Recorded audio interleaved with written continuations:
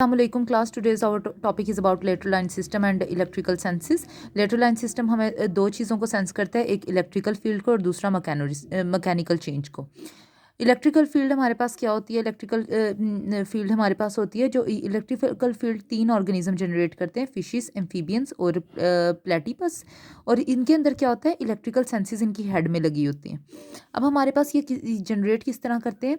हमारे इनके पास क्या होते हैं? सेंसरी पोर्स प्रेजेंट होते हैं इनकी स्किन के एपिडर्मिस के ऊपर। एपिडर्मिस क्या होती है? सबसे बाहर वाली लेयर को एपिडर्मिस कहते हैं। उसकी जो स्किन होगी वो क्या करेंगे? उसके ऊपर सेंसरी पोर्स प्रेजेंट होंगे।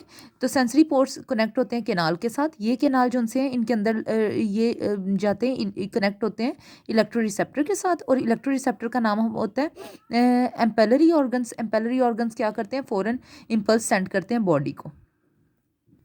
अब क्लास ये हमारे पास है, ये हमारे पास जो एपिडर्मिस है उसकी, ठीक है, फिशिस की, इसके अंदर हमारे पास क्या होते हैं? ये हमारे पास पोर्स होते हैं। अब इस पोर्स के ज़रिए हमारे पास वाटर जो उनसे एंटर होगा, जिसके अंदर क्या होंगे? इलेक्ट्रिक फील्ड जो उनसे वो वाटर में जनरेट हुई होंगी। अब क्या होगा? ये जब अंदर जाएगा, यहाँ पे हमारे पास रिसेप्टर लगे होते हैं। रिसेप्टर के स्टिमुलेट होंगे, रिसेप्टर स्टिमुलेट होंगे तो सेंसरी न्यूरॉन जो उनसे होंगे फॉरन जनरेटर पोटेंशियल जो उनसे हैं उसको सेंस करेंगे और आगे मैसेज ट्रांसफ़र करेंगे।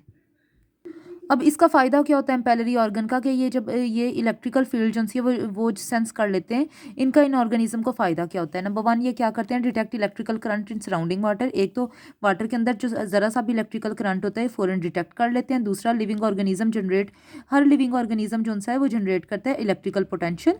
तो ये क्या करते हैं? ये डिटेक्ट करते हैं, वो मेल है वो मेटिंग के लिए अपने पार्टनर को उससे डिटेक्ट करते हैं। दूसरा, अपने प्री को डिटेक्ट करते हैं और तीसरा प्रीडेटर को डिटेक्ट करते हैं। अगर प्रीडेटर होता है तो फौरन वहाँ से मूव आउट कर लेते हैं।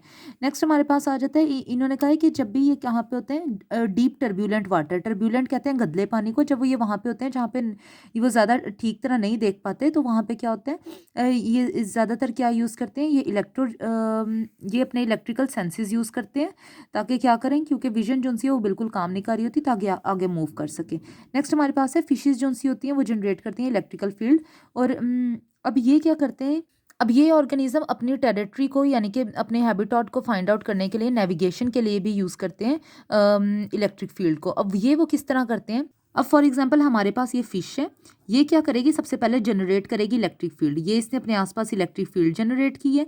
और ये जो सा है हमारे पास, इसने क्या करना है? इसने मर्की एरिया पे या टर्ब्यूलेंट एरिया पे जाना है। टर्ब्यूलेंट एरिया, टर्ब्यूलेंट वाटर या मर्की वाटर कौन सा होता है? जो गदला पानी होता है। तो गदले पानी में इसने जाना है। अब इसको नहीं, इसने नेविगेशन यूज़ करनी है क्योंकि इसको नहीं पता कि रास्ता कहाँ पर है। अब ये क्या करेंगे? ये पहले जनरेट करेगी इलेक्ट्रिक पोटेंशियल, इसने जनरेट की है, यानी कि इलेक्ट्रिक फील्ड इसने जनरेट की है। जनरेट करने के बाद ये क्या करेगी? अब जनरेट करना बंद करेगी और इलेक्ट्रो रिसेप्टर ऑन करेगी। इलेक्ट्रो रिसेप्टर क्या करते हैं? फाइंड आउट करते हैं कि इलेक्ट्रिक फील्ड कितनी दूर तक जा रही है, इलेक्ट्रिक फील्ड कहाँ कहाँ पे प्रेजेंट है। अब ये क्या करेगी? ये दूर जाना शुरू करेगी, जो इलेक्ट्रिक फील्ड इसने पहले जनरेट की होगी, और ये इलेक्ट्रो रिसेप्टर से उसे डिटेक्ट कर रहे होंगे। जैसे ही ये जाकर उनके साथ ये हमारे पास जो गदले पानी के पार्टिकल्स होते हैं उसमें मॉलिक्यूल ज़्यादा होते हैं, उनके साथ टकराएगी। इसको फ़ौरन पता चल जाएगा कि उस डायरेक्शन में इतने फासले के ऊपर इसका जो सा हैबिटेट है वो प्रेजेंट है।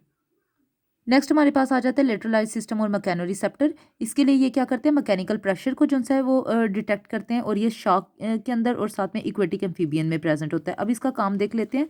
मैकेनो रिसेप्टर को हम लोग कहते हैं न्यूरोमिस्ट बोलते हैं। अब न्यूरोमिस्ट में क्या होता है? इन ऑर्गेनिज्म के पास बॉडी के ऊपर पिट्स प्रेजेंट होते हैं। अब ये ज़्यादातर शार्क्स के अंदर होता है। अब पिट्स प्रेजेंट होते हैं। पिट्स के क्या करते हैं? पिट्स के अंदर जब वाटर एंटर होता है तो उनके अंदर होते हैं hair cells. Hair cell disturb होते हैं। अब ये हेयर सेल जनरेट करते हैं, जनरेटर पोटेंशियल जनरेट करेंगे, जिसको सेंसरी न्यूरॉन सेंस करके फ़ौरन आगे पास आउट करेंगे। अभी हमारे पास शार्क है, इसकी बॉडी के ऊपर ये एक छोटा सा पोर्शन इन्होंने जूम करके दिखाया हुआ है। तो हमारे पास ये जो उनसे प्रेजेंट है, ये हमारे पास सेंसरी, इसकी बॉडी के ऊपर पिट्स हैं। पिट्स के अंदर जब भी वाटर जो उनसे एंटर होगा तो इसके पास होते हैं हेयर सेल्स होते हैं। इन हेयर सेल्स में वाटर जाएगा, वो फ़ौरन क्या करेंगे? डिटेक्ट कर लेंगे और जनरेट करेंगे जनरेटर पोटेंशियल। आसपास जो सेंसरी न्यूरॉन्स होंगे, सेंसरी न्यूरॉन उसको सेंस करेंगे और आगे इम्पल्स जो है वो बॉडी में ट्रांसफ़र करेंगे। नेक्स्ट टॉपिक है हमारे पास hearing and equilibrium in air. Air के अंदर हम लोगों ने हेयरिंग और इक्विलिब्रियम किस तरह मेंटेन होती है। अब हेयरिंग और इक्विलिब्रियम जो है दोनों के लिए same organ, vertebrate same organ use करते हैं, जो है हमारे पास ईयर। अब ईयर के पास दो फंक्शनल यूनिट होते हैं, एक हमारे पास होते हैं ऑडिटरी ऑपरेटर्स होता है जो हेयरिंग के लिए यूज़ होता है, और एक हमारे पास होता है वेस्टिबुलर ऑपरेटर्स होता है जिसको जो पॉस्चर के लिए और इक्विलिब्रियम मेंटेन करने के लिए यूज़ होते हैं। अब जो वेस्टिबुलर ऑपरेटर्स है वो हम लोग देख लेंगे जब इसका स्ट्रक्चर स्टडी करेंगे। अब हम इसका स्ट्रक्चर भी स्टडी करते हैं, वन बाय वन करके हम सारे ऑर्गेनिज्म का स्ट्रक्चर स्टडी करेंगे। सबसे पहले हम देखते हैं एम्फीबियंस को। एम्फीबियंस के अंदर हम लोगों ने स्टडी करना है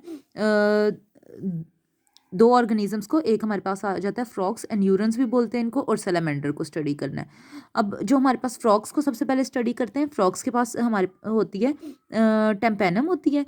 टेम्पेनम के बाद मिडल ईयर होता है और इनर ईयर प्रेजेंट होता है। अब क्लास हम वर्किंग देख लेते हैं कि फ्रॉग्स या एन्यूरन्स के अंदर जो सा ईयर का स्ट्रक्चर है वो किस तरह होता है। सबसे पहले क्लास हमारे पास होती है टेम्पेनम मेम्ब्रेन। टेम्पेनिक मेम्ब्रेन जो सी होती है, टेम्पेनिक मेम्ब्रेन जैसे ही जो हमारे पास होती है, अब ये जो मैं अभी मैकेनिज्म बता रही हूँ ये सिर्फ हाई फ्रीक्वेंसी साउंड के लिए है, यानी कि इस मैकेनिज्म से सिर्फ हाई फ्रीक्वेंसी साउंड सुनी जा सकती हैं। और हाई फ्रीक्वेंसी साउंड कौन सी होती हैं? जो एयरबॉर्न होती हैं। जो लो फ्रीक्वेंसी साउंड होती हैं वो हमारे पास होती हैं सबस्ट्रेट बॉर्न होती हैं, क्योंकि हमें पता है एयर के अंदर साउंड ज़्यादा तेज़ी से ट्रैवल करती है साउंड वेव्स, इस वजह से उसके अंदर हाई फ्रीक्वेंसीज होती हैं। हाई फ्रीक्वेंसीज का मतलब क्या होता है? 1000 से लेके 5000 हर्ट्ज तक। अब देखते हैं सबसे पहले क्या होता है। टेम्पेनम मेम्ब्रेन पे स्ट्राइक करेगी वाइब्रेशन।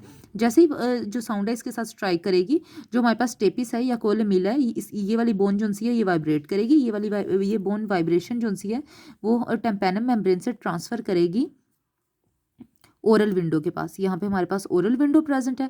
अब ओरल विंडो जब वाइब्रेट करेगी तो हमारे पास सेमी सर्कुलर फ्लूइड जो प्रेजेंट है इनर ईयर के अंदर, वो फौरन क्या करेगा? वाइब्रेट करना शुरू कर देगा, रिपल करना शुरू कर देगा उसके अंदर, यानी कि वेव जनरेट हो जाएगी। अब आसपास जो रिसेप्टर होंगे वो इस वेव को क्या करेंगे? आसपास के रिसेप्टर फौरन स्टिमुलेट हो जाएंगे। उनके स्टिमुलेट होने से सेंसरी न्यूरॉन्स सेंस करके ब्रेन को मैसेज ट्रांसफ़र करेंगे।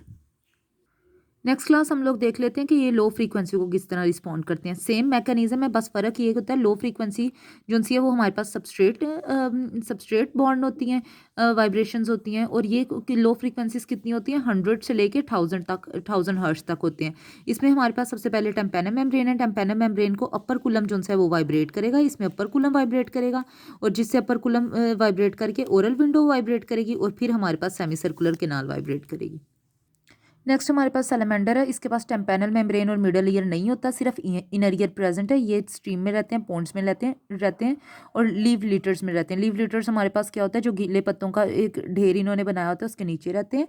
अब इन्होंने कहा है कि इनके पास ज़्यादा इस वजह से ईयर का जो स्ट्रक्चर है इतना कॉम्प्लिकेटेड नहीं है, इतना अफेक्टिव नहीं है, क्योंकि इसको कोई मेटिंग कॉल्स वगैरह की ज़रूरत नहीं होती है, कोई मेटिंग कॉल नहीं करता। नेक्स्ट है ट्रांसफ़र। लेकिन ये जो साउंड जो सी थोड़ी बहुत सुनता है, ये किससे ट्रांसफ़र होती है? Transfer sound by substrate and skull. ये सबस्ट्रेट बॉन्ड और साथ में स्कल से क्या करते हैं? ये इन दोनों से साउंड जो है वो इनर ईयर को डायरेक्टली ट्रांसफ़र हो जाती है। अब इसने क्या करना होगा? इसने इक्विलिब्रियम और बैलेंस भी तो मेंटेन करना है, तो उसके लिए ये क्या यूज़ करता है? उसके लिए भी ये इनर ईयर के अंदर सेमी सर्कुलर केनाल यूज़ करता है। अब वो क्या करती है? दो तरह की मूवमेंट डिटेक्ट करती है, रोटेशनल मूवमेंट और साथ में ग्रेविटेशनल मूवमेंट। नेक्स्ट हमारे पास रेप्टाइल्स आ जाते हैं। रेप्टाइल्स में हमने स्नेक को स्टडी करना है। स्नेक के पास ना मिडल ईयर होता है ना टेम्पेनम मेम्ब्रेन होती है।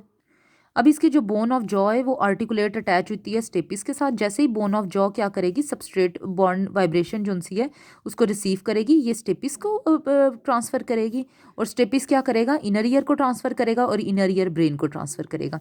कुछ कुछ ऐसी और स्पीशी होती हैं जिनके पास टेम्पेनम मेम्ब्रेन जो सी है वो प्रेजेंट होती है, सरफेस पे प्रेजेंट होंगी या हेड के डिप्रेशन में प्रेजेंट होती हैं, और इनर ईयर जो है वो इनका बिल्कुल एम्फीबियंस की तरह होता है। एम्फीबियंस का हम लोग स्टडी कर चुके हैं। अब क्लास ये हमारे पास स्नेक है। ये बोन ऑफ द जॉ जो उनसे है इसने आर्टिकुलेट किया हुआ है किसके साथ? स्टेपिस के साथ। ये हमारे पास स्टेपिस है, बोन ऑफ द जॉ के साथ ये क्या हुआ होगा? अटैच हुआ होगा यहाँ पर। अब हमारे पास यहाँ पे आ जाते हैं बर्ड्स। बर्ड्स किस तरह बर्ड्स के ईयर के बारे में इन्होंने बताया हुआ है। इनके पास डेलिकेटेड फेदर्स होते हैं, फीदर्स जो उनसे इनके होते हैं।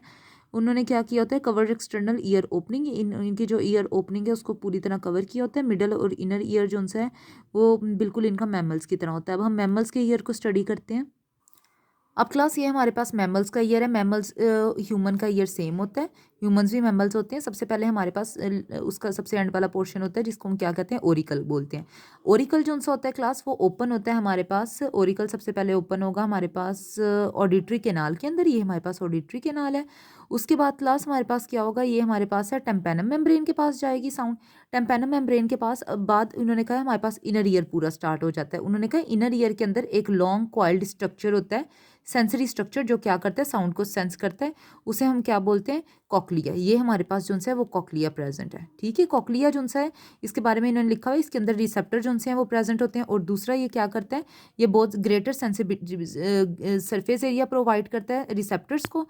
और दूसरा ये क्या काम करता है, ये क्या ईयर को सेंसिटिविटी जो है वो प्रोवाइड करता है अगेंस्ट पिच एंड वॉल्यूम। यानी कि ये क्या करता है, ईयर डिफरेंट वॉल्यूम्स जो है वो भी इजीली डिटेक्ट कर सकते हैं और डिफरेंट पिच भी। पिच का हमें पहले ही पता है, पिच क्या होती है, लाउड पिच होती है, हाई पिच होती है, लो पिच होती है।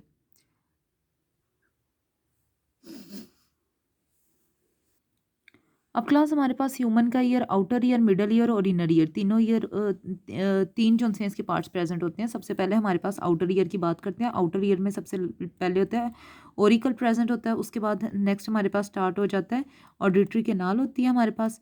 उसके बाद हमारे पास ऑडिटरी कैनाल होती है, ये दोनों आउटर मेम्ब्रेन के आउटर इनर आउटर ईयर के पार्ट्स होते हैं। नेक्स्ट हम लोग मिडल ईयर देखते हैं। मिडल ईयर में हमारे पास टेम्पेनम मेम्ब्रेन होती है। टेम्पेनम मेम्ब्रेन से ये स्टार्ट होता है और ख़त्म कहाँ पे होता है, जहाँ पे हमारे पास जो सी राउंड विंडो प्रेजेंट होती है, इस मेम्ब्रेन पे जाके ख़त्म होता है। इनर ईयर में हमारे पास 3 ऑसिकल्स प्रेजेंट होते हैं, मेलस, आइरस और साथ में हमारे पास स्टेपिस आ जाता है। अब सबसे पहले हमारे पास क्या होता है, ये हमारे पास टेम्पेनम मेम्ब्रेन और साथ में हमारे पास राउंड विंडो, इन दोनों के मिड में तीनों प्रेजेंट होती हैं, तीनों बोन्स। सबसे पहले क्या होता है, टेम्पेनम मेम्ब्रेन के साथ मेलस अटैच होती है, मेलस के साथ आइरिस इनकस अटैच होती है, इनकस के साथ स्टेपिस अटैच होते हैं और स्टेपिस आगे से किसके साथ अटैच हुआ होता है, राउंड विंडो के साथ अटैच हुआ होता है। अब हमारे पास क्या होता है, नेक्स्ट आगे हमारे पास स्टार्ट हो जाता है इनर ईयर। इनर ईयर के हमारे पास देखते हैं, इनर ईयर के हमारे पास होते हैं 3 पार्ट्स होते हैं। दो होते हैं हमारे पास, सेमी सर्कुलर केनाल हो गया और वेस्टिबुलर नर्व होती है। अब ये दोनों जो से हैं ये हमारे पास काम आते हैं इक्विलिब्रियम के अंदर। और जो हमारे पास एक होता है कॉकलियर नर्व जो सी होती है, यानी कि कॉकलिया से निकल रही होती है। अब कॉकलिया जो सा होता है ये किस लिए काम आता है, ये वाला जो सा पार्ट होता है ये हेयरिंग के लिए काम आता है। तो हमारे पास इनर ईयर के 3 टोटल पार्ट्स होते हैं। नेक्स्ट क्लास अब हम लोग इसका मैकेनिज्म देखते हैं कि साउंड इसमें से ट्रैवल कैसे करती है। हमारे पास होता है कि सबसे पहले ओरिकल होता है, यहाँ से साउंड एंटर होती है ऑडिटरी कैनाल में। यहाँ से टेम्पेनम मेम्ब्रेन जो सी है वो वाइब्रेट करेगी। इसके वाइब्रेट करने से हमारे पास मेलस जो है वो वाइब्रेट करेगा, इनकस वाइब्रेट करेगा, इनकस से स्टेपिस और स्टेपिस से हमारे पास ओवल विंडो जो सी है वो वाइब्रेट करेगी। अब हमारे पास साउंड जो सी है एंटर हो गई है इनर ईयर के अंदर। अब ये हमारे पास ऑर्गन ऑफ कॉर्टी है। अब उसमें से हमारे पास हम लोग ने पहले पढ़ रहे थे ओरल विंडो जो सी है, ओरल विंडो से वाइब्रेशन जो सी है वो एंटर होगी बेसिलर मेम्ब्रेन के अंदर, बेसिलर मेम्ब्रेन के अंदर एंटर होगी। अब बेसिलर मेम्ब्रेन से ये कहाँ पे जाएगी, यहाँ पे यहाँ से हमारे पास ऑर्गन स्टार्ट हो रहा है, ऑर्गन ऑफ कॉर्टी स्टार्ट हो रहा है। वहाँ पे हेयर सेल्स होंगे, हेयर सेल्स को वाइब्रेट करेगी। उसके ऊपर हमारे पास टेक्टोरियल मेम्ब्रेन होगी, ये टेक्टोरियल मेम्ब्रेन को वाइब्रेट करेगी। टेक्टोरियल मेम्ब्रेन आगे से क्या करेगी, वो फॉरन जो सी है जनरेटर पोटेंशियल जनरेट करेगी। अब जनरेटर पोटेंशियल जो से है, यहाँ से जनरेटर पोटेंशियल जनरेट हुई है। अब वो एक्शन पोटेंशियल, अब ये जो है वो ब्रेन तक मूव करेगी और ब्रेन तक ये किसके ज़रिए ट्रांसफ़र होगी, अब ब्रेन तक ये ट्रांसफ़र होगी with the help of cochlear nerve.